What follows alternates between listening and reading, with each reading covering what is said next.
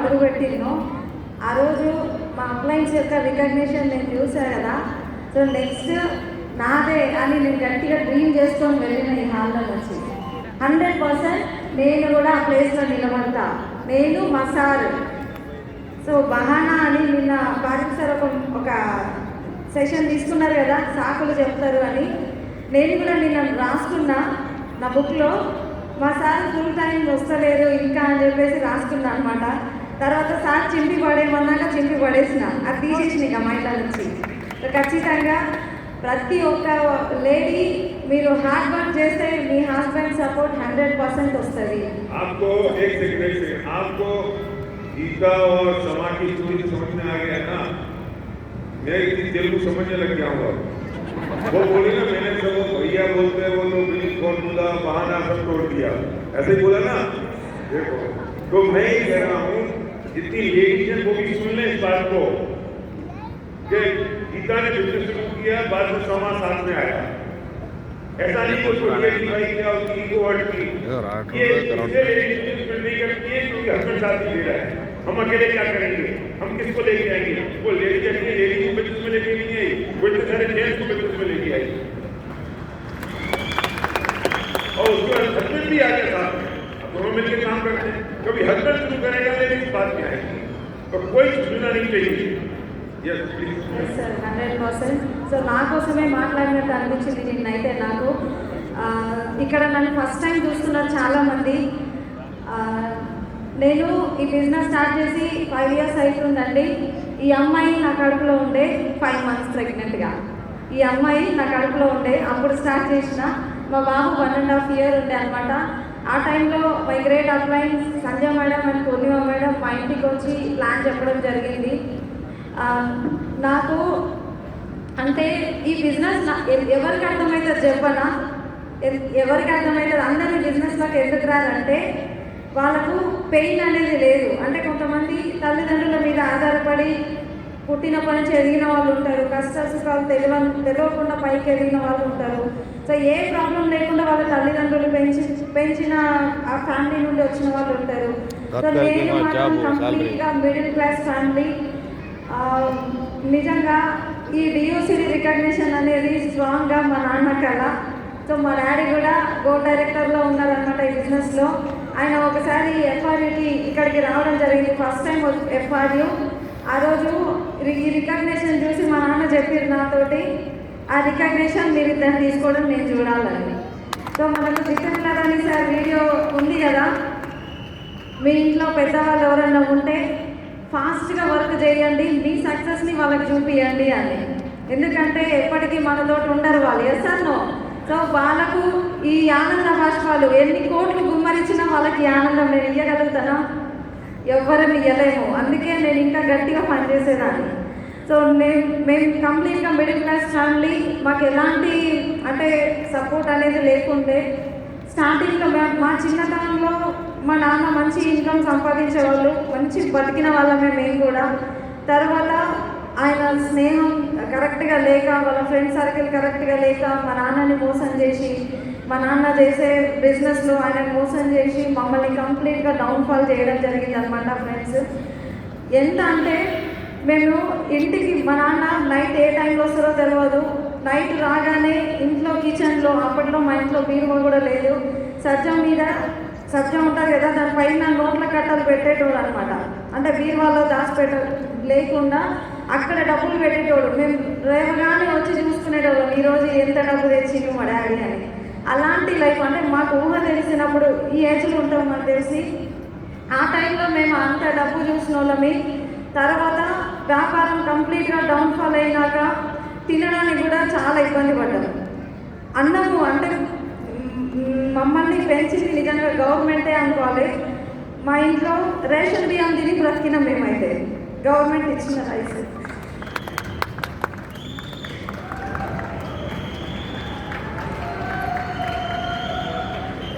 Food లేకుంటే bun తిని బతికినాం మేము. బన్ను ఎన్ని ప్రాబ్లమ్స్ ఫేస్ చేసిందో నాకు తెలుసు. మా ఇంట్లో నేను పెద్ద కూతున్నమాట. ఇంట్లో పరిస్థితులన్నీ నేను చూస్తుండే. తర్వాత అసలు నాకు ఏం కావాలన్నా నేను మా అమ్మ నాన్నని అడిగేదాన్ని కాదు. నాకు ఇది కావాలి అని చెప్పి అర్థం చేసుకునేదాన్ని. మనం అడగొద్దు అని చెప్పేసి నేను అర్థం చేసుకునేదాన్ని. ఎన్ని కోరికలు ఉన్నా, ఎన్ని డ్రీమ్స్ ఉన్నా అణుచుకుంటూ నేను పెరిగిన అనమాట.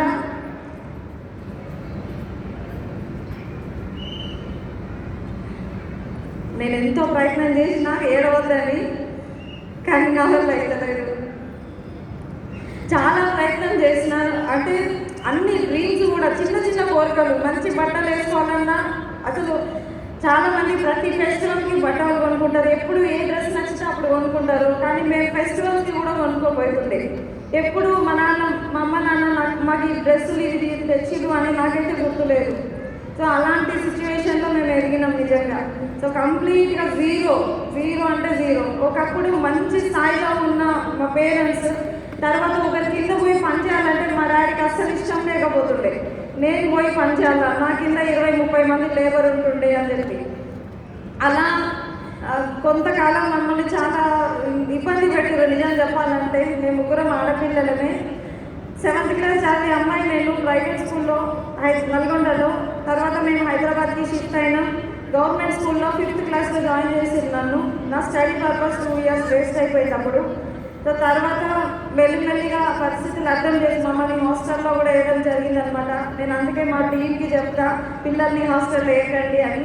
అప్పుడు మేము ఎంత బాధపడ్డామో మాకు తెలుసు. హాస్టల్లో ఉన్నప్పుడు మార్నింగ్ బట్టలు తీసుకొచ్చి మళ్ళీ ఈవినింగ్ వచ్చి మళ్ళీ తీసిన బట్టలు ఉంటాయి కదా, అవి తీసుకొని వెళ్ళిపోయేటోళ్ళు అనమాట.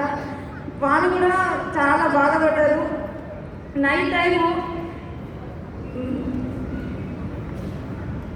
బిల్డింగ్స్ కడతారు కదా, ఆ పని కూడా చేస్తుండే, మేస్త్రి పని. మా అమ్మ నాన్న నైట్ టైంలో పోతుండే, డే టైంలో పోకపోతుండే. ఎందుకంటే బతికి చేద్దాం కదా.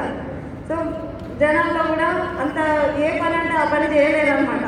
సో నైట్ టైంలో పోయి మమ్మల్ని పోషించేటోళ్ళు. సో మా అమ్మ బలవంతమే మమ్మల్ని గవర్నమెంట్ స్కూల్లో వేయడం. తర్వాత డిగ్రీ, ఇంటర్ కంప్లీట్గా మేము స్కాలర్షిప్ పైన ఎదగడం జరిగింది, చదవడం జరిగింది. బిఎడ్ కూడా నేను బిఎడ్ చేసే టైంలో, ఇంటర్లో నేను జాబ్ చేస్తుండే, డిగ్రీలో జాబ్ చేస్తుండే. బిఎడ్ చదివేటప్పుడు కూడా నేను మొబైల్ షాప్లో జాబ్ చేస్తూ వీక్లీ 2 times వస్తాను అని చెప్పి ఆ షాప్ వాళ్ళతో మాట్లాడుకొని సాటర్డే సండే జాబ్కి వెళ్ళేదాన్ని. మిగతా 5 days నేను కాలేజ్కి వెళ్ళేదాన్ని, బీఈడి చదువుకున్నాను అలాగా. సో అలా నేను వెళ్తూ ప్రాసెస్లో మా నాన్న ఎప్పుడు చెప్తాడు, నాకు 3 ఆడపిల్లలు కాదు ఆడపుల్లులు పుట్టిరని. సో అదే చిన్నప్పటి నుంచి మా మైండ్లో ఉండేదన్నమాట. ఏ రోజు కూడా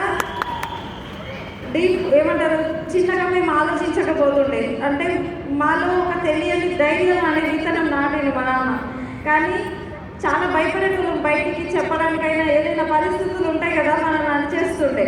సో అలా మెంటల్గా మేము స్ట్రాంగ్గా ఉంటుండే. కానీ ఎవరి ముందైనా సరే లో కాన్ఫిడెన్స్ ఉండేదన్నమాట, మాట్లాడకపోయే వాళ్ళము. అలా చెప్తూ మమ్మల్ని, మాకు ఆస్తుపాస్తులు ఏమి ఇవ్వలేము మా అమ్మ నాన్న, కానీ విలువలు నేర్పించారు మాకు.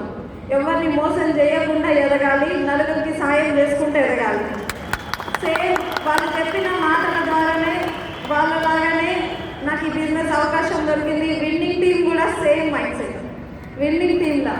నిజంగా విలువలు ఎంత అంటే నాకు ఈ మీటింగ్స్ వచ్చిన తర్వాత అర్థమైంది.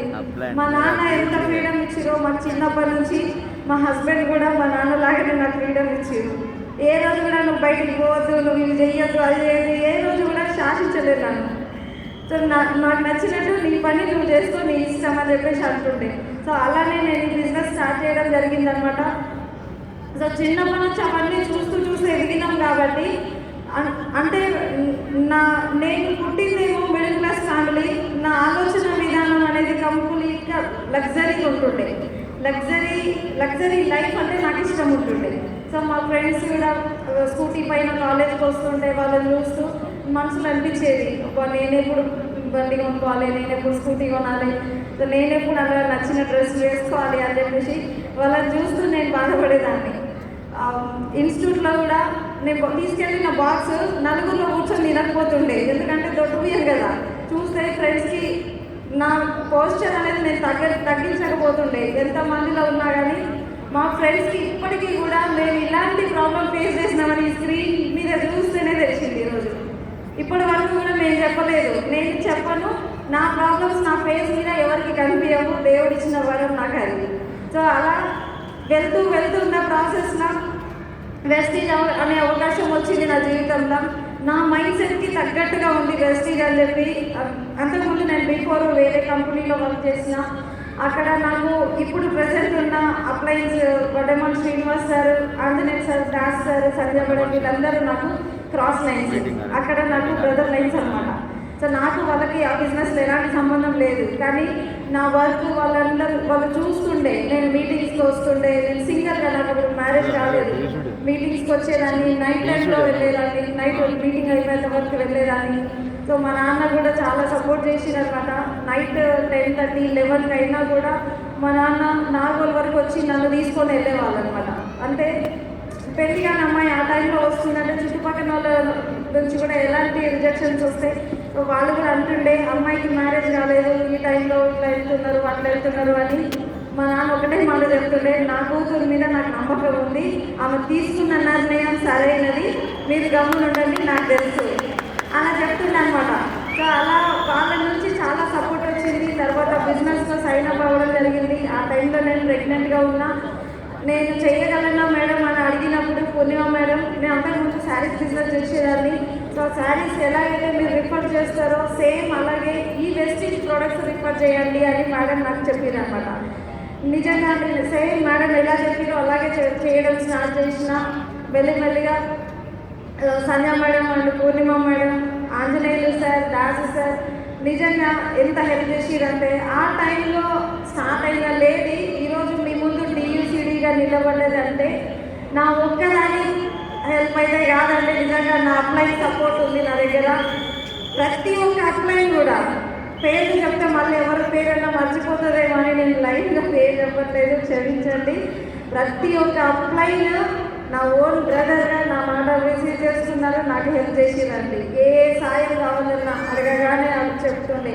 సో ఏ డౌట్ ఉన్నా వెంటనే కాల్ చేసి నాకు చెప్తుండే. ప్రతి ఒక్క అప్లైన్ కూడా నేను DCD అయినప్పుడు కూడా కంగ్రాచులేషన్స్, DUCD మిస్ అయింది అంటే నా మీద అంత నమ్మకం ఉంది అప్లైన్స్కి. DUCD కావాల్సింది కానీ ఒక స్టెప్ వెనకాల ఉన్నారు, నెక్స్ట్ మీరే అని వాళ్ళు చెప్తూ నన్ను మోటివేట్ చేయడం జరిగింది. నేను ప్రతి ఒక్క అప్లై నుండి కూడా స్టార్టింగ్ నుంచి అదొక సాకు నేను మైండ్లో పెట్టుకుంటుండే, మా సార్ వస్తలేరు అని. నేను సార్ వాళ్ళని రిక్వెస్ట్ చేస్తుండే, సార్ ఒక్కసారి ప్లీజ్ మా ఆయనతో మాట్లాడండి, బిజినెస్ గురించి చెప్పండి. అంటే సంజయ్ మేడం అంటే లేడీ కదా, సో లేడీస్ మాటలు వింటారో వినరా అని చెప్పి నేను సార్ వాళ్ళని రిక్వెస్ట్ చేసేదాన్ని. సార్ వాళ్ళని అడిగేదాన్ని, ఒకసారి రండి సార్ అని. Srinivas sir, Anjaneya sir, Purushottam Das sir, Thangallapalli Srinivas sir మా ఇంటికి వచ్చింది.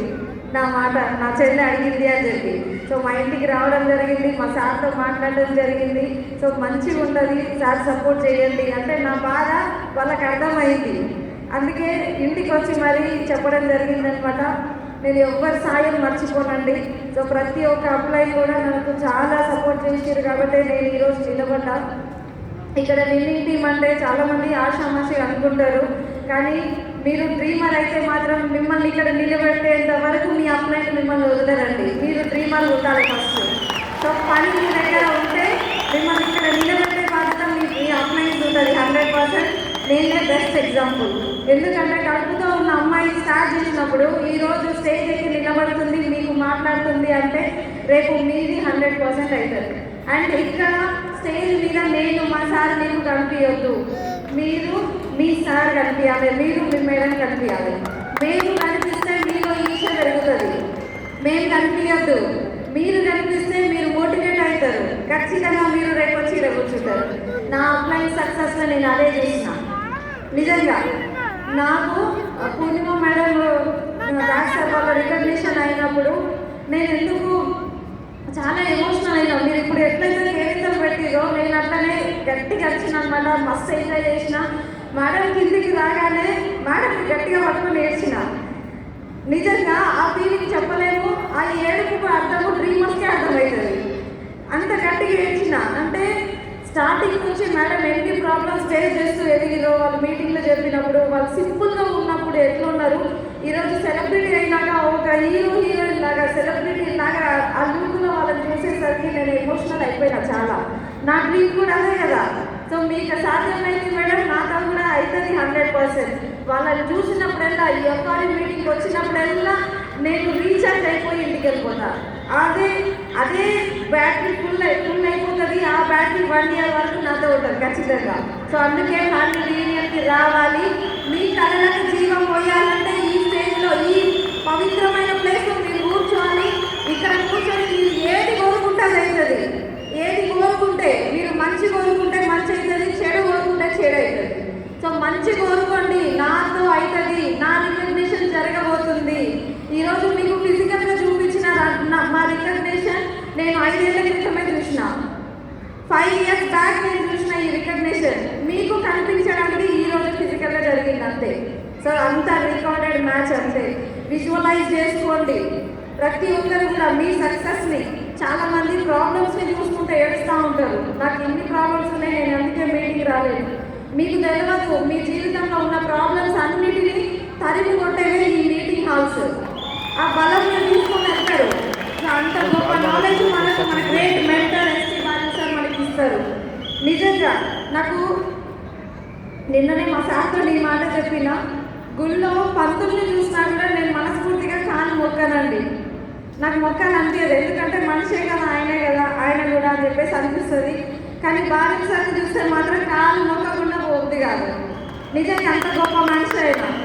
సో ఒక్కొక్క మనిషి సక్సెస్లో ఆయన కన్నీళ్ళు పెట్టుకుంటారు, ఆయన సక్సెస్ని చూసుకుంటారు ఆయన.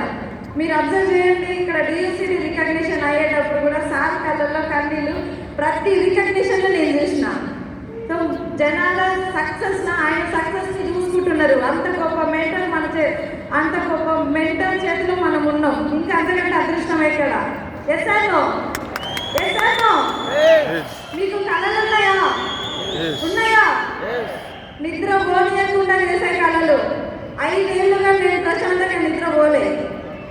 తలుచుకున్నప్పుడెల్లా నేను ఏడ్చేదాన్ని. నా కిచెన్లో ప్రతి బౌల్ చెప్తుంది, ప్రతి స్పూన్ చెప్తుంది, మా ప్రతి అణువు చెప్తుంది నేను ఎంత ఏడ్చినా, నేను ఎంత బాధపడ్డాను.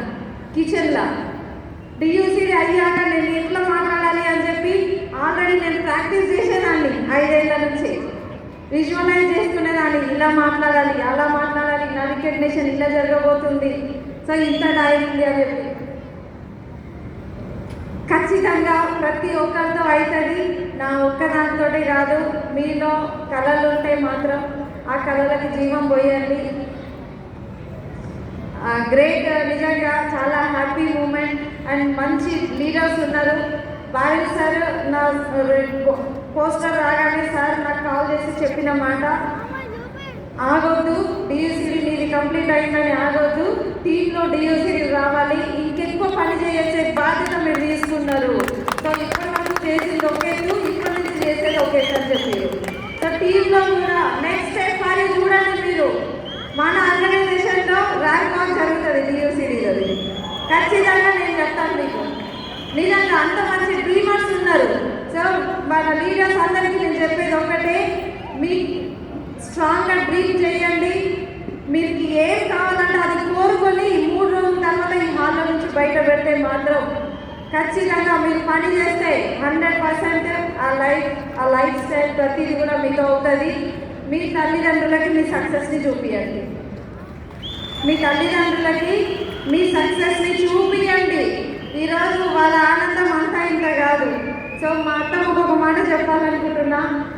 మా అత్తమ్మ ఎప్పుడు అంటుంటుంది అనమాట, అంటే బయట జరుగుతుంది కదా సమాజంలో, సో కోడలు అత్తమామను చూసుకోదు, ఓన్లీ తల్లిదండ్రులనే చూసుకుంటుంది, అత్తమామను దూరం పెడుతుంది, మాకెవరు పెడతారు తిండి అని చెప్పేసి అప్పుడప్పుడు అంటూ ఉంటుంది అనమాట. కానీ అత్తమ్మ ఇంతమంది ముందు చెప్తున్నా, నీ కోడలు విన్నింగ్ టీమ్ లీడర్, నీ కోడలు విన్నింగ్ టీమ్ లీడర్. నా తల్లిదండ్రులకు మాకు జన్మనిచ్చిర్రు, మా అత్త మామ నాకు పునర్జన్మనిచ్చిర్రు. నిజంగా నాకు దేవుడిచ్చిన తల్లిదండ్రులు మా అత్త మామ. మా అమ్మ నాన్నని ఎలా చూసుకుంటానో మా అత్త మామని కూడా అలాగే చూసుకుంటా ఖచ్చితంగా. సో మంచి అవకాశం ఇది. థ్యాంక్ యూ సో మచ్ అందరికీ, specially Bharat sir, thank you so much. మీ అడుగుదారిలో నడిచినందుకు మీ యొక్క టీచింగ్స్ అన్నీ తీసుకుంటూ నేను ముందుకు రావడం జరిగింది. అండ్ మై గ్రేట్ అప్లైన్స్, ప్రతి ఒక్క అప్లైన్ కూడా పేరున ధన్యవాదాలు తెలుపుతున్నాం. అండ్ నేను ఎప్పుడు డిమోటివేట్ అయినా, నేను ఎప్పుడు భయపడ్డాను, నన్ను మోటివేట్ చేస్తూ నన్ను ముందుకు తీసుకెళ్ళే మన గ్రేట్ మెంటర్ నిజంగా Purushottam Das sir and Purnima madam, thank you so much. నాకు ఎప్పుడు భయం అయినా కానీ నేను దాస్ సార్ కాల్ చేస్తాను. నాకు భయం అవుతుంది సార్, నేను పోలేను, నాకు భయం అవుతుంది సార్, నేను చేయలేను. నాకు సొంత అన్నదమ్ములు లేరు, కానీ ఈ ముగ్గురు Das sir, Anjaneya sir, Srinivas Vatteman sir నాకు సొంత అన్నదమ్ములాగా నేను చూసుకుంటాను. అది స్టార్టింగ్ నుంచి నా మనసులో అదే పవిత్రంగా నేను అదే ఆలోచనతో ఉన్నా. సో వాళ్ళు నన్ను అడుగడుగున ముందుకు తీసుకెళ్తున్నారు. మీ అభిమానం, మీ ప్రేమ నాతో ఎల్లప్పుడూ ఇలాగే ఉండాలని మనస్ఫూర్తిగా కోరుకుంటూ thank you so much and back to